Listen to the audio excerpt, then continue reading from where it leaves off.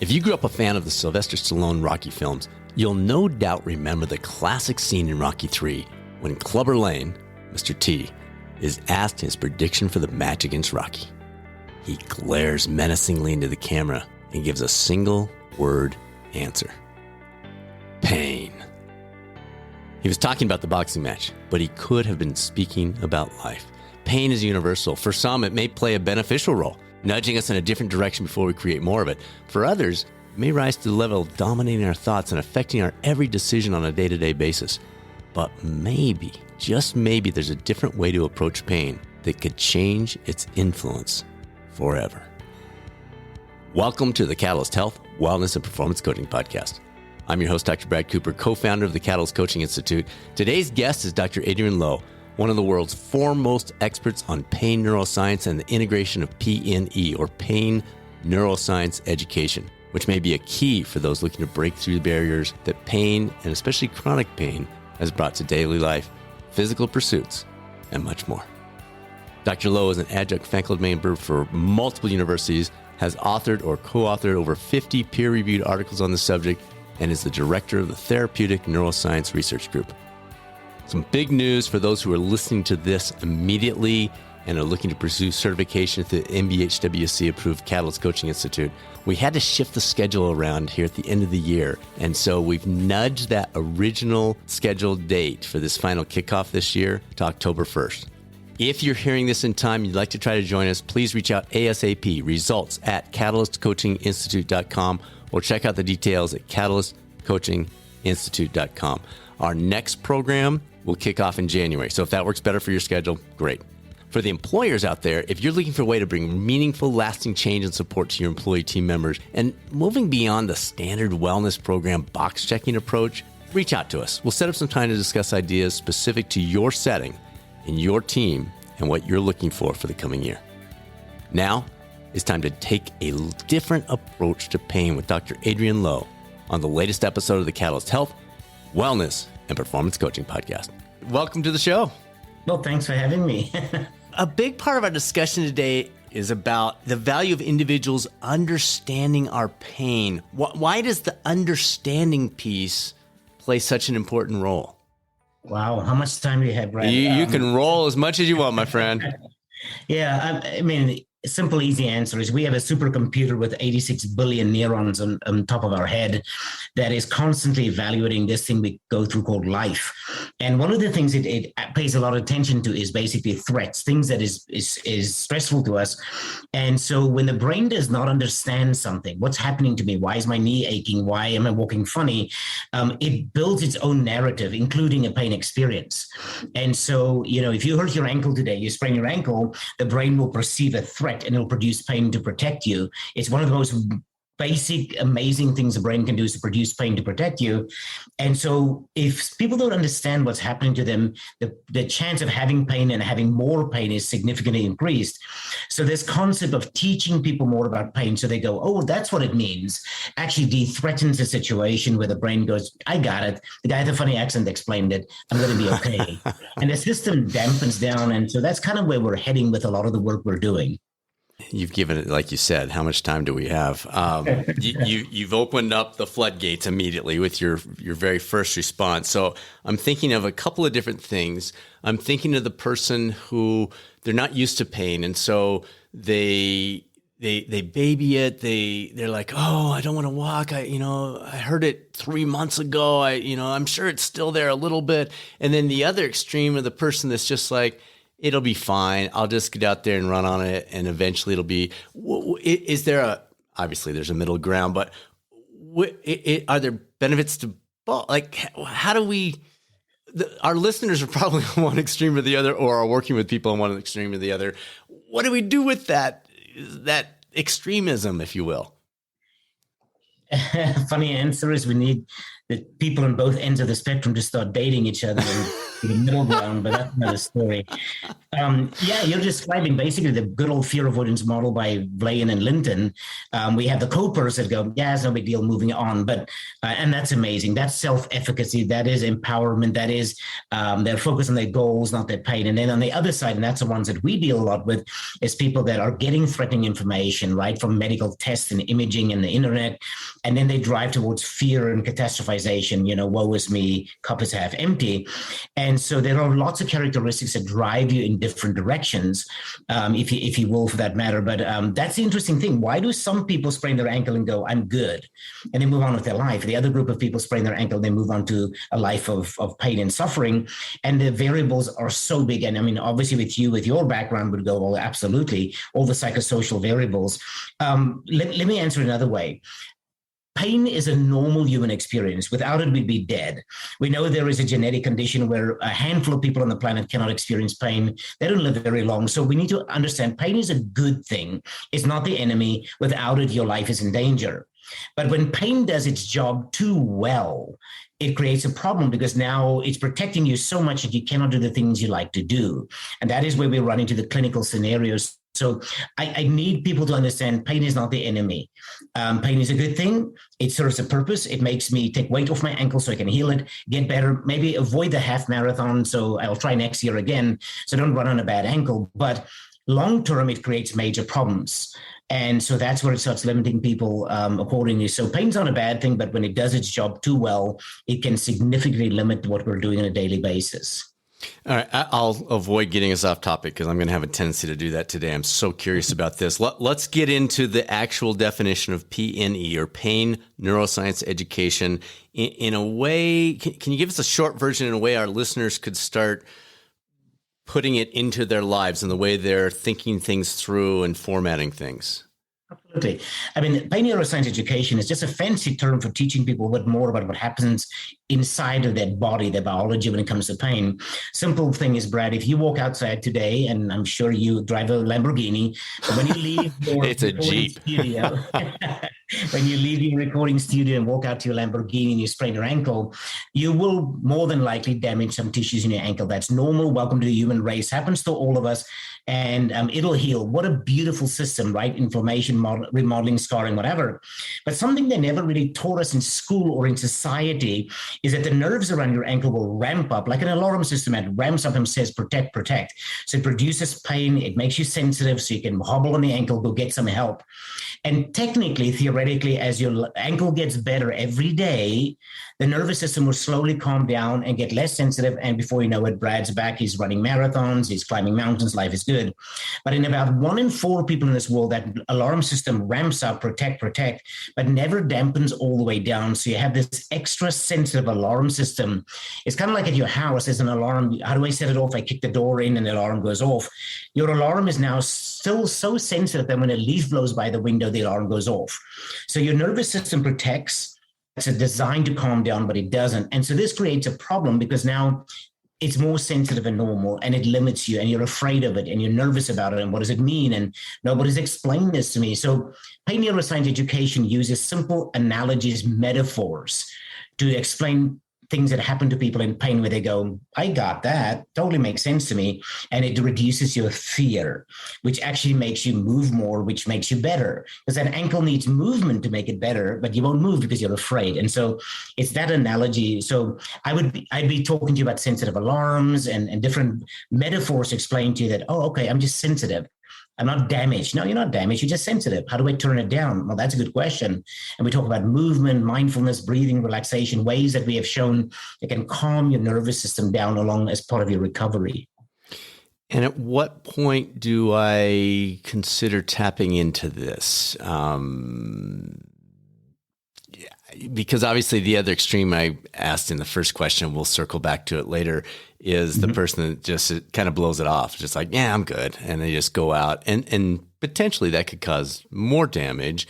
So how does the listener who's thinking, well, I think I'm kind of somewhere in the middle, I don't know, how do they assess where they are on that scale? If they're part of the 1 in 4, or if they're in danger of falling into that? And does that 1 in 4 vary based on all the other things happening in our lives? So if I'm going through a major struggle in a relationship or finals week or a job crisis, or I just got laid off, am I more likely to fall into that for now 1 in 4 group or unrelated? Absolutely. Absolutely. Our nervous system is an emotional system. It's driven by thoughts, feelings, emotions, all those kinds of things. And yes, pain experiences are driven by any and all of those things. If you are having a stressful time in your life, the nervous system becomes increasingly sensitized, which increases your pain experience. That's normal. So people will come in and say, I'll ask them, what makes your ankle worse? Well, when I'm stressed. And that in the old medical model didn't make any sense, because your ankle gets worse when you put weight on it, and it gets better when you take weight off it, not stress. What does stress have to do with it? And we're sitting here in 2022 going, well, duh, look at the research, right? So we know that. So yes, outside variables drive you, because that's what people always ask me. Why did my ankle stay sensitive but not Brad's? Well, what's going on in your life, and what past experiences, and what's going on at work, and these are very powerful. They've been studied. These psychosocial variables are becoming mainstream medicine anymore. Yeah. So that's a critical element of it. Yeah. Again, I think there's so many different directions we can go with this. Let's talk about stages of change model. You've discussed, I listened to some of your other interviews, you discussed the stages of change model related to PNE. We were fortunate, as I mentioned during the pre-show, that we had the Prochaskas join us on our 100th episode. So when you said that, I thought, oh, wow, how can these two be integrated? Yeah, I mean, let's just call a spade a spade. Behavior change is hard. If behavior change was easy, Adriaan would not be pounds overweight. Well, and the Prochaskas probably wouldn't be known either. Exactly. Exactly. If smoke cessation was easy. So it's hard, right? And in the pain world, basically behavior change is getting on with your life even though you have pain. I know it sounds really crude, but our goal with a person coming to pain. I wish, Brad, I can just flip a switch and get somebody's pain from 20 years, that's averaging 9 out of 10, whatever that means on a scale, and just boom, it's gone. The most heroic operations cannot do it. The most nasty drugs cannot do it. But we can, through successful interventions, get you to move on with your life. We start moving more, we're sleeping better, we're de-stressing our life, all those things. We can move you on, so you can basically, I can raise my kids even though I hurt. I can start my evening classes to finish my nursing degree even though I hurt. It's that model. And here's the interesting thing, behavior change, and especially when it comes to a cognitive intervention, trying to change how you think, doesn't work with pre-contemplators. And a pre-contemplator is my brother. My brother smokes. He smoked his whole life. I sit with him and like, dude, you need to stop smoking. Smoking causes cancer. And he's just going to say, forget you. You're my little brother. I'm just going to punch you in the arm. In people in pain, unfortunately, they haven't moved to a part of their journey to get to I need to change my behavior. And it sounds very crude, and I'm so nervous here because I want people to understand I deeply believe people's pain. Yes. I'm a neuroscientist. I've never scanned in brain scans fake pain. All pain is real. But we catch people at different parts of their life. I'm only here because my wife wants me to be here. I'm only here so the doctor will give me my pain meds. That doesn't mean you're a bad person. It just means you're not at the right spot yet. And so all I was saying with the behavior model is, if somebody sits with me that I would like to help them with their journey, is if they're not ready to shift, they're in that pre-contemplative phase, education may not be the best thing. Maybe some nice, gentle movements, listening, respect, dignity, all the cool things we can do, including with motivational interviewing, as you and I have talked about in the pre-show discussion. Those are some good elements. But the behavior change model, that's where it fits in our current approach in treatments. Man, you're giving me so much here. All right. So first of all, the coaches listening, they're, I hope, thrilled right now, because you're saying, the person mentions they've got this pain, fill in the blank, ankle, back, headaches, whatever. And you're saying the other aspects, the sleep, the nutrition, the stress management, all these other things, we're not touching the ankle in this case as our example, but addressing those things could then influence the pain. So let's start there. Did I hear you correctly? Absolutely, 100%. If you can get a person with chronic pain to get meaningful sleep, I mean, it's a significant shift in the pain experience. We got so much research to back it. You talk about mindfulness. The research is stunning right now. I mean, the list goes on and on and on.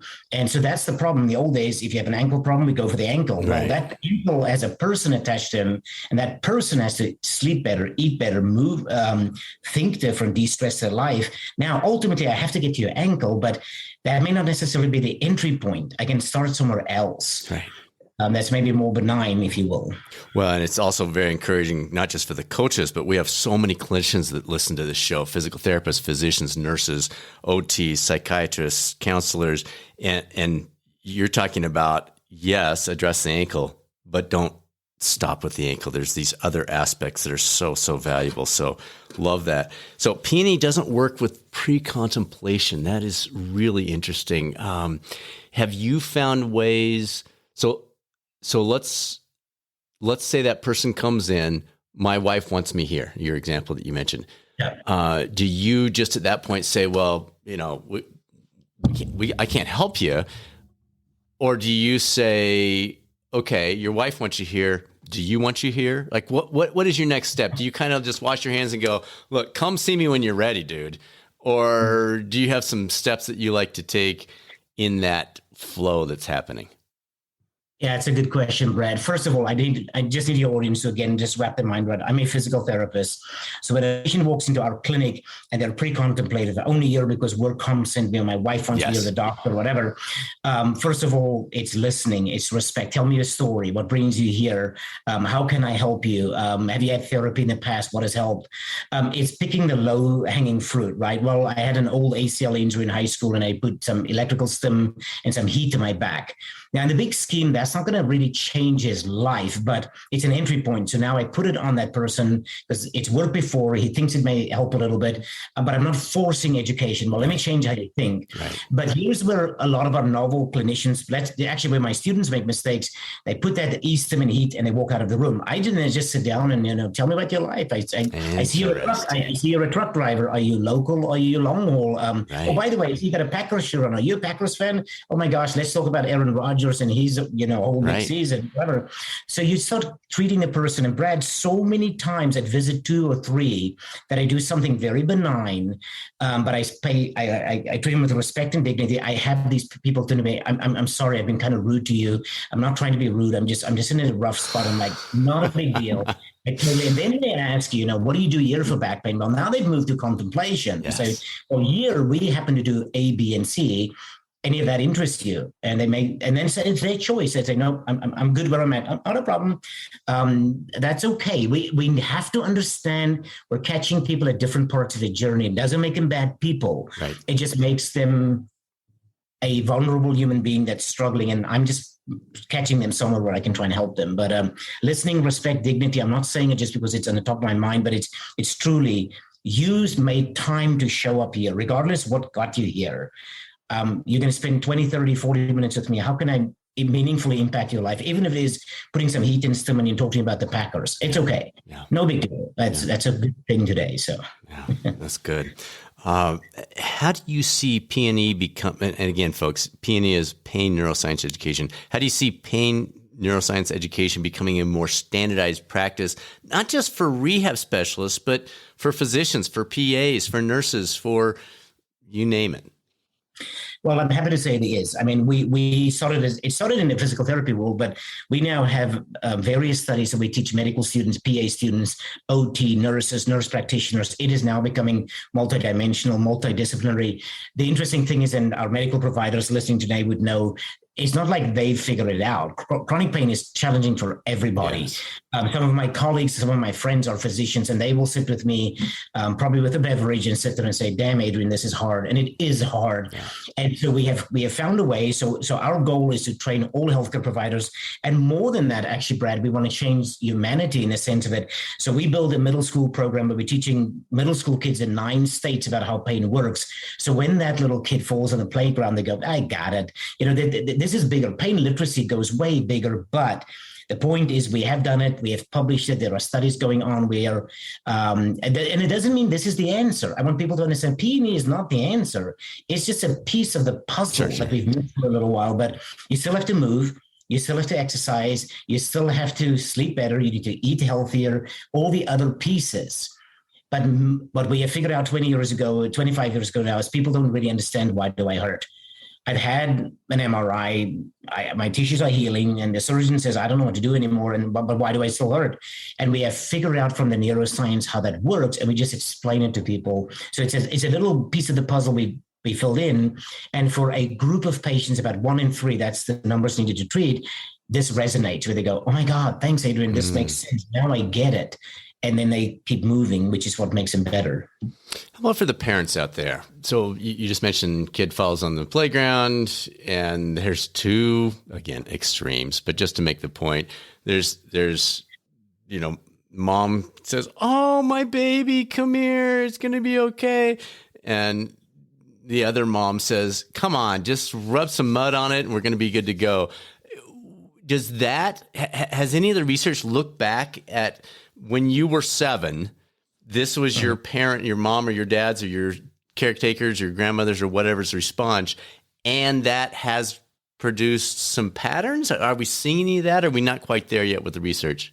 Oh, no, absolutely. They have shown that a mom's catastrophization, woe is me, after the first 72 hours in an orthopedic surgery is one of the biggest predictors of that kid hurting 1 year later. Really? Yes. And so depending on how mom reacts, now I want people to hear, I'm not having a go at mom. Dad's probably on the couch watching ESPN, but mom, how she behaves, parental behavior is powerful. It's the old nature nurture thing. How mom and dad lives their pain strongly drives a child. And so there's strong studies that show that if a child grows up in an environment where somebody is in chronic pain, lives a chronic pain lifestyle, if you will, the kid may adopt that behavior. And in adolescence especially, and it's interesting because kids can go one or two ways. They can either go the same as mom and dad, or they direct opposite. Dad smokes, I'll never smoke. Right. Dad drinks, I'll never drink. But so it can go both ways, but pain definitely does. We're doing a study in California where we're not teaching the middle school kids about pain, but we're teaching the parents and see how it filters to the kids and does it change their behavior. And it's, I don't have results, but we're working on it. But it does. And so to your point again, if you're a young person today listening and you've got young kids, you have to carefully think, how am I going to raise my child? Because the pharmaceutical industry is doing it. We get kids Tylenol, kids ibuprofen. The FDA just cleared hydrocodone for kids 8 and above. And so we're teaching kids Pavlovian style, if you hurt, you take a drug. Right. So, NSAIDs are now like Skittles. Or are you going to be the new age modern parent, which is actually the old parent that looks at the kid, are you okay? Inspects the area, rubs the area, you're going to be okay, calming, soothing words, move the joint a little bit, you're going to be okay, leg is good, now go play with your friends, social interaction, there you go again. So it's the extremes, right? It's the coddling, but then there's also my dad, right? I'll give you a reason to cry. It's kind of, you want to cry? I'll give you a reason. Yeah, that's classic. But I mean, a friend of mine is a PT whose son came home from a soccer game. He was hobbling and he was like, oh, get over it, go do your homework. But he had a broken ankle. So that was also not good either. So we have to inspect, make sure it's good, move it around a little bit, check the pain. Pain, typically what you and I would deal with is if we sprain our ankle today, Brad, it should get better. And if you take weight off it, it gets better. It's got very predicted stages. If you load it, it's painful. If you unload it, it gets better. By the way, time heals all wounds, but pain that does the opposite is often the one we have to be careful with. So my pain's not getting better. Okay, that's not a good thing. We need to have somebody go look at it. If I take my weight off my ankle, but it's still very, very painful, that's a little troubling. So let's go see the doctor. Let's get that x-ray. So it's a healthy balance between coddling it, but also making sure there's no danger or harm in it.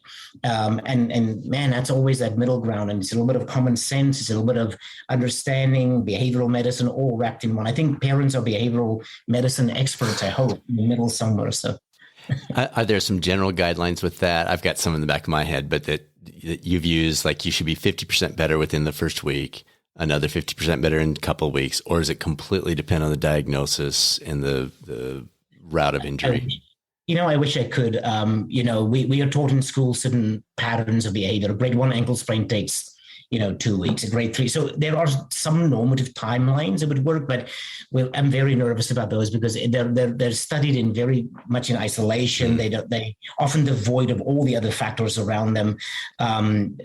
It's a little trickier. We know discs heal way slower than ligaments, and ligaments heal faster, muscles go faster. So they're all a little bit variable. I would hate to create a manual where parents have to memorize the following 400 healing phases of various tissues. It's just more of the, you did hurt yourself, you fell under a tree, you sprained your ankle. It should get better. You should move more. And if we see the pattern doesn't follow I'm getting better, the pain's getting a little bit better, less, I'm moving a little bit more. If it doesn't follow that pattern, it's typically the easier thing to say, let me go ask the expert. And that could be the PT, the doctor, the nurse, the whatever your choice is, but let somebody just go check it out real quick and make sure you're okay. Are there other elements? Obviously there are, but would one of the other elements involved be the other benefits to pain? So let's say that, I don't know, I'm not a big fan of cardiovascular, running, cycling, whatever. And I hurt myself. And so now I have my excuse. Like, I can't go run. I'm hurt. So now I'm, in quotes, benefiting. It would drive me insane because my wife will tell you if I'm not doing something, nobody wants to be around me. But for a lot of folks, they're looking for, even subconsciously, an out. And one of the approaches I've always taken is, personally, not necessarily with everyone else, is, okay, if I hurt, let's say my shoulder, I don't take the next day off. I do something different. I'm going to hop on the bike. I'm going to go for a hike. I'm going to whatever. Or I hurt my knee. Okay. What can I do with my arms? So I'm not saving time by being injured. I'm not saving exertion by being injured. I'm just shifting that. And I've always felt like that gets me back on my feet faster because I want to get back to my favorite thing. Yeah. I don't know. Any thoughts along those lines of taking that strategy of the injury doesn't give you the out. The injury doesn't equal couch and bonbons and TV time. The injury means a different activity, but still an activity.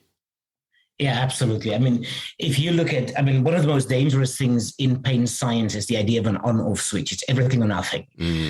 Those are very dangerous. And so, yeah, what you just described is what we do with people in pain. Okay, so maybe we cannot work with your arm because it's flared up.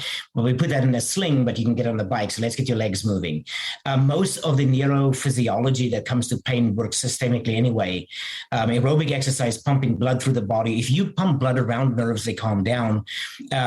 We can flush a lot of the stress chemicals out of the system, and enkephalins, endorphins, serotonins. Those things get stimulated significantly by circulatory effect. And the brain couldn't care if it was your legs moving, your arm moving, but if your heart rate hit X number of beats a minute, it starts getting the endogenous systems working. So isometric exercises, if you do a grip dynamometer in your right hand and hold it, 50% maximum voluntary contraction, the longer you hold it, you're getting a central descending inhibition of pain, which can affect your knee and your ankle, which you cannot get on the bike for because it's hurting. So, you can definitely use that. The neuroscience is amazing because, by the way, if you have a left painful arm and you move the right arm, the nervous system in the left arm has to have some movement through it. So I'm a big proponent. The neuroscience world would strongly agree with that. But you're right. It also gets you away from that whole behavioral thing about I can everything or nothing. No, there's other things you can do, and let's keep you moving.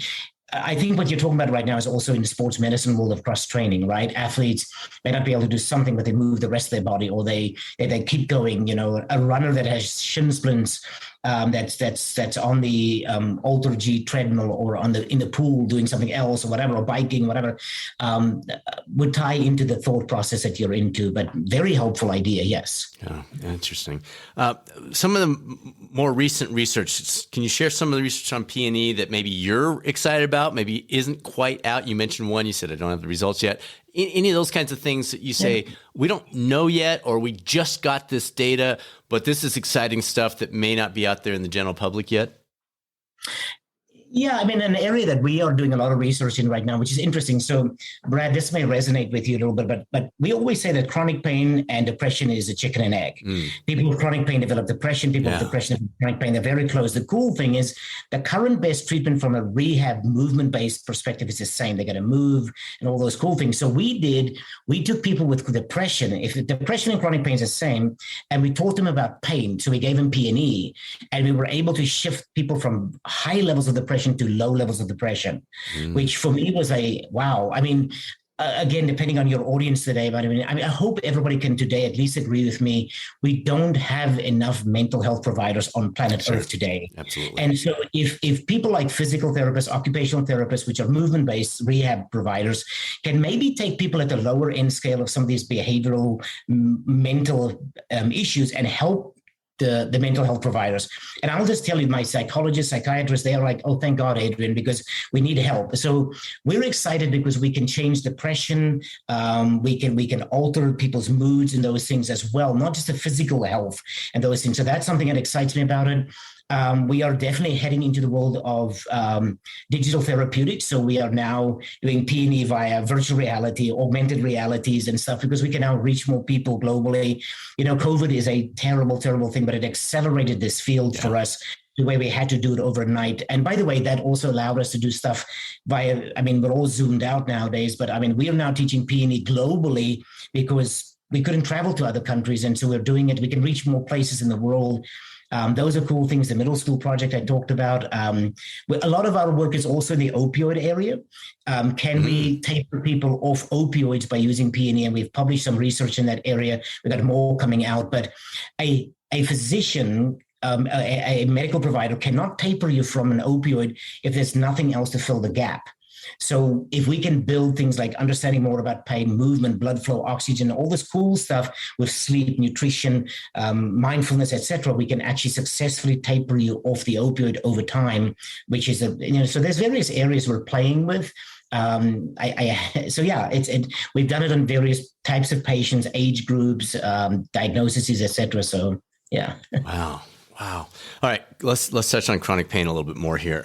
You said that chronic pain in P&E is seen as not caused by unhealthy or dysfunctional tissues, which we want to think of, but brain plasticity that leads to this hyperexcitability of the central nervous system that you mentioned right out of the gate today. Can you explain the practical application of this for the average person that may not be a therapist or a physician or be tuned into the whole CNS aspects? Yeah, so there's really actually two parts to it. So I'll keep it brief. First was what I explained about you walking out to your Lamborghini. We now know if you have an injury, an accident, a surgery, the nervous system in that area, your sprained ankle, your knee, your back, will ramp up to protect you.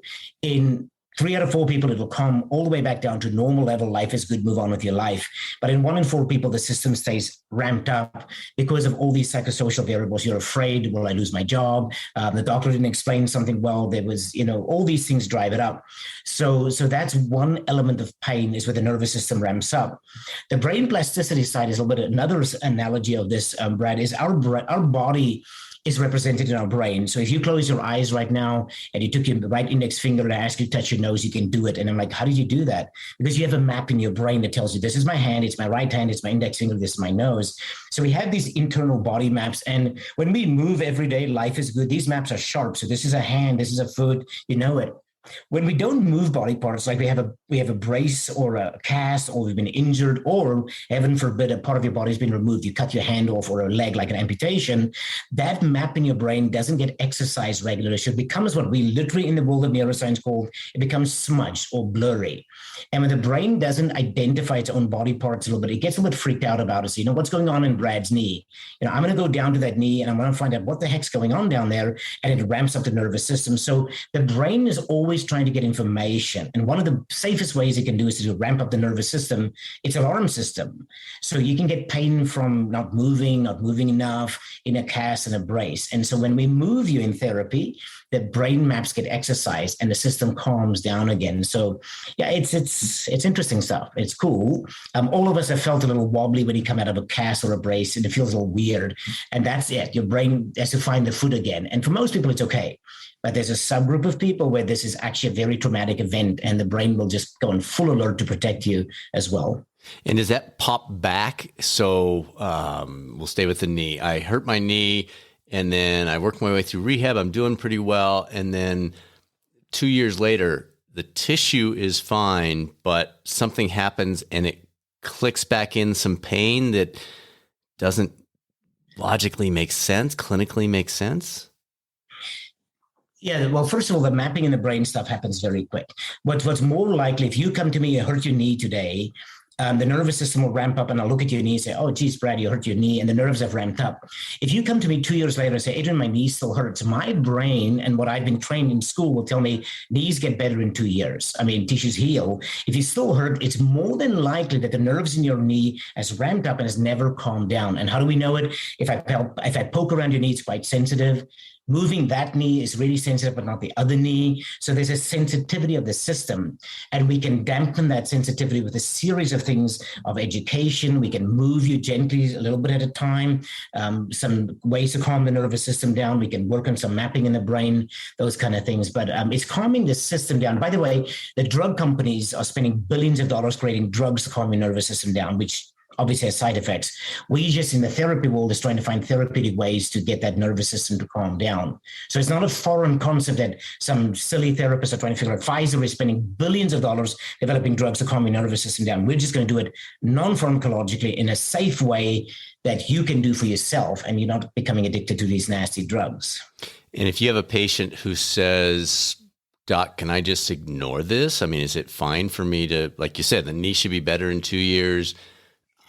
Can I just go do this? And I know you don't know the answer, and folks, we're not putting him on record of saying it's okay for you to go do stuff if you're hurt. So he's not saying that no matter what his answer is here. So talk to your doctor, do your test, whatever. But generally speaking, what if the person comes to you and says, like, I'm fine to run on it or, work with it or whatever, what do you think? Should I just give it a go? How would you approach that person? So they're not afraid. They're not nervous. They're just like, I feel it, but I'm totally fine just gritting my teeth and going. I'm okay with that.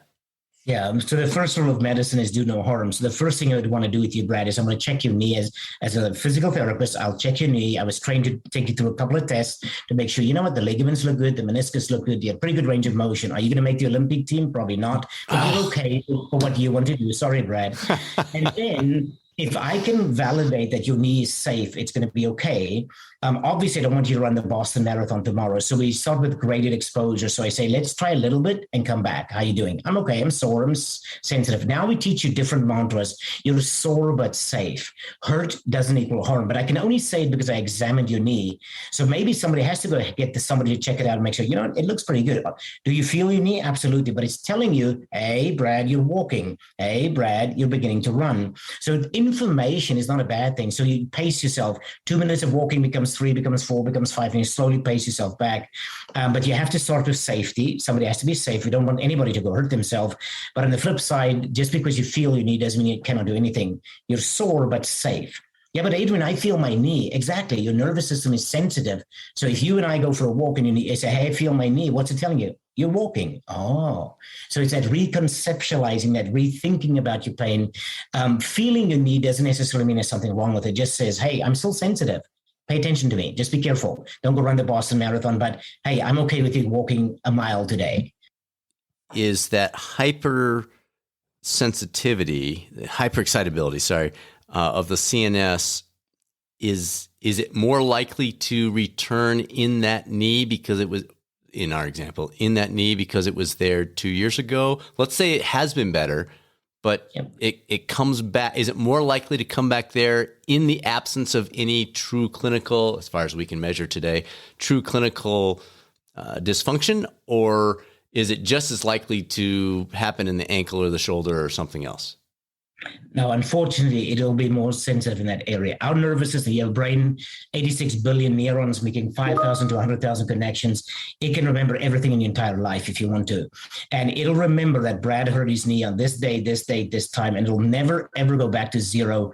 Because just in case you hurt it, there is, Brad, we're talking about muscle memory, and something nobody talks about is nervous system memory.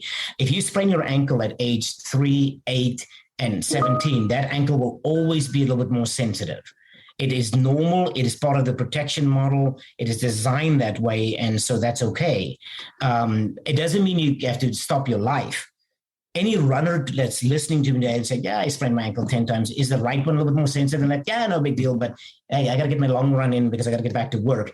That's okay. That's the coping skill. Just because tissues are sensitive or you had an ankle that's been a little bit more wobbly than the other side doesn't mean you have to limit your life.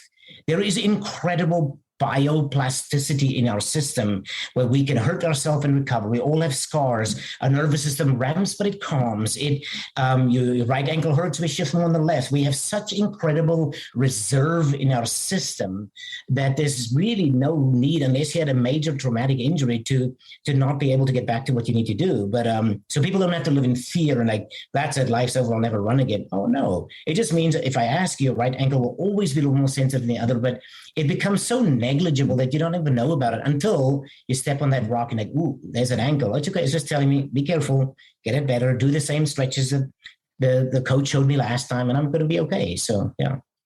Some folks listening are clinical folks, but some aren't. Are there some nuggets you can give the non-clinical, like the personal trainer, the wellness coach, et cetera, when one of their clients brings up the idea of chronic pain or something they've been battling for a long period, obviously staying within our scope of practice, listeners, but is there some tips that maybe some questions they can ask or some things that they can talk through that you'd suggest?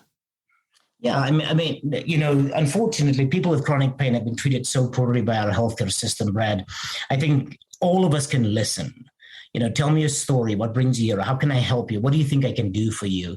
What would you like me to do for you? My favorite question, and I know it's a little bit more clinical, but I always, the idea, when I meet somebody with pain, I always want to know is, why do you think you hurt? And the answer can be anywhere on the spectrum, from well, I have no clue, that's why I'm here, to the old, well, now, glad you're asking me because I have this. So they have a strong belief. And then based on that, we have an idea where they are again on that journey. But I think the important thing is we often encounter people with complex pain. It is really bad. They're struggling, but we can always listen. Tell me a story. What brings you here? What kind of things do you think will help yourself? In the old days, we would just go ahead, barrel in, do our treatments, and we didn't really get to know the human being. Theodore Roosevelt has a really amazing quote, and that is people don't care how much you know until they know how much you care. And so I tell my students all the time that if you sit with a person with complex pain and you feel completely overwhelmed, just remember that quote in the sense of just listen, just be there. Because often it's just okay, hey, Brad's listening to me at least. That's a great start. Now, do you know what to do? No, but it's okay. You can go study up a little bit, read for your next visit or appointment with that client or somebody you're going to meet or a friend you're talking to. But be there, be open-minded, listening, non-judgmental, all those things. I know it sounds kind of like a cop-out, but it's not. There's good neuroscience. Reassurance is extremely analgesic. We got brain scan studies to show it, all those cool things. So these poor people are hurting and they need people to hear that. And then in between this process, get to know them. And then we start incorporating some of the stuff we're doing about movement, education, those kinds of things. The PT that I mentioned, who's taken a number of your courses, he's been guiding me through Achilles insertional tendinopathy for on and off for 3+ years. And he said, Brad, you got to throw this one out just for the listeners to hear a specific application. So let me throw this out, see what you think. I'm a pretty serious runner, done a bunch of marathons, triathlons, reasonably fast, and I love it. So I'm not looking for a reason not to. I'm not looking for an exit. I love getting out there. It's one of my favorite things to do with our dog now. I'm running, 25, 30 miles a week, and that Achilles tendinopathy flares. It's usually when I throw in some hills or some speed work or something. Any advice, boss? Is that a question? You know what, Brad? Yeah, I was trained very mechanically, right? You load it, it's painful. If you unload it, it's better. If you train more, it gets worse. If you train less, it gets whatever. But in the meantime, I've learned about things like immune functions. I've learned things about circadian rhythms. There are so many biological things that determine a human's pain experience. We know our immune system resets itself, those kind of things. Athletes, when they get really well trained, they get almost, and you would be one that would recognize this, but you almost get to a point where you become almost immune deficient. High level professional athletes get to the point where they're so well trained, so well tuned to get ready for that pinnacle event, be it the Boston Marathon or the Olympic Games, or whatever, or the NBA Finals, and then when they're done, their system shuts down. So there's immune plays in these things as well. I mean, it's way more complicated than just more running or less running. By the way, maybe you remember you hurt yourself when you were running hills, and that brain is just kicking in. The minute you just run an elevation, that hippocampus lights up in my scanner and says, "Hey, wait a minute, dude, we're on this hill again."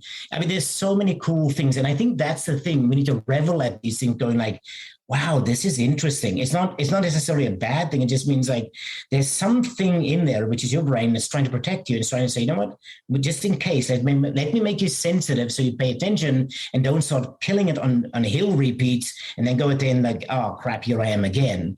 It's intriguing.